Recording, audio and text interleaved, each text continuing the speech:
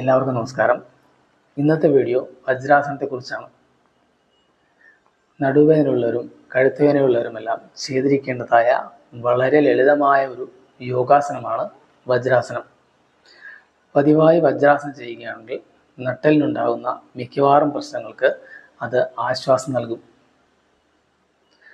വജ്രാസനം ലളിതമായ ഒരു ധ്യാനാസനമാണ്. നമ്മൾ വജ്രാസനം ചെയ്യുമ്പോൾ നമ്മുടെ ശരീരത്തിലെ രക്തത്തിൻ്റെ 2/3 ഭാഗവും നമ്മുടെ കാലുകളിലും അരക്കെട്ടിലുമായി വന്നു ചേരും. സയാറ്റിക്ക, നെർവിനുണ്ടാകുന്ന പ്രശ്നങ്ങൾ, വെരിക്കോസ് വെയിനിൻ്റെ പ്രശ്നങ്ങൾ, നട്ടെല്ലിനെ സംബന്ധിക്കുന്ന പ്രശ്നങ്ങൾ, ഇവയ്ക്കെല്ലാം വജ്രാസനം ചെയ്യുന്നതിലൂടെ പരിഹാരമുണ്ടാവും. അതുമാത്രമല്ല, വയറിനുണ്ടാകുന്ന മിക്കവാറും പ്രശ്നങ്ങൾ വജ്രാസനം ചെയ്യുന്നതിലൂടെ പരിഹരിക്കപ്പെടും.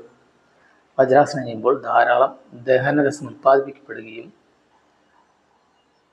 കഴിക്കുന്ന ആഹാരം എളുപ്പത്തിൽ ദഹിക്കാൻ സഹായിക്കുകയും ചെയ്യും. മറ്റെല്ലാ യോഗാസനങ്ങളും ചെയ്യുമ്പോൾ വയറ് ശൂന്യമായിരിക്കണം. എന്നാൽ വജ്രാസനം ചെയ്യുമ്പോൾ മാത്രം അങ്ങനെ ഒരു നിബന്ധനയില്ല. ആഹാരം കഴിച്ചതിന് ശേഷവും വജ്രാസനം ചെയ്യുന്നത് വളരെ നല്ലതാണ്. ഇനി വജ്രാസനം ചെയ്യുമ്പോൾ ശ്രദ്ധിക്കേണ്ട കാര്യങ്ങൾ പറയാം. കാൽമുട്ടിന് സർജറി കഴിഞ്ഞവർ, കാൽമുട്ടിന് വേദനയുള്ളവർ, കണങ്കാലിന് ഏതെങ്കിലും തരത്തിലുള്ള പ്രശ്നങ്ങളുള്ളവർ, നട്ടെല്ലിൻ്റെ ഡിസ്കിന് അകലമുള്ളവർ, ഇങ്ങനെയുള്ളവരൊന്നും വജ്രാസനം ചെയ്യരുത്.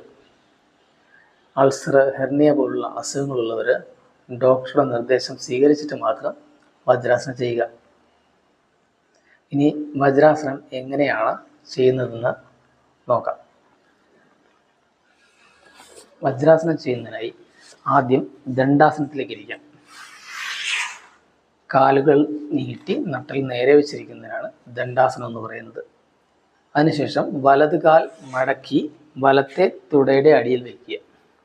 ഇടത് കാൽ മടക്കി ഇടത്തെ തുടയുടെ അടിയിലും വയ്ക്കുക. കൈകൾ കാൽമുട്ടിൽ കമഴ്ത്തി വയ്ക്കുക. നട്ടിൽ നേരെ ഇരിക്കണം. ശരിയായ പൊസിഷനിൽ നമ്മുടെ കാലുകളുടെ തള്ളവിരലുകൾ തമ്മിൽ പരസ്പരം സ്പർശിച്ചിരിക്കും. ഈ രീതിയിൽ ദീർഘശ്വാസം എടുത്തു വിട്ടുകൊണ്ട് കഴിയുന്നത്ര സമയം തുടരുക. അതിനുശേഷം വിശ്രമിക്കുക. ഇത്രയുമാണ് വജ്രാസനം. ഈ വീഡിയോ ഇഷ്ടമായെന്ന് വിചാരിക്കുന്നു. ഇഷ്ടമായെങ്കിൽ ലൈക്ക് ചെയ്യുക. അഭിപ്രായങ്ങൾ എന്ത് തന്നെയായാലും കമൻറ്റ് ചെയ്യുക, ഷെയർ ചെയ്യുക. മറ്റൊരു വീഡിയോയുമായി വീണ്ടും കാണാം. നമസ്കാരം.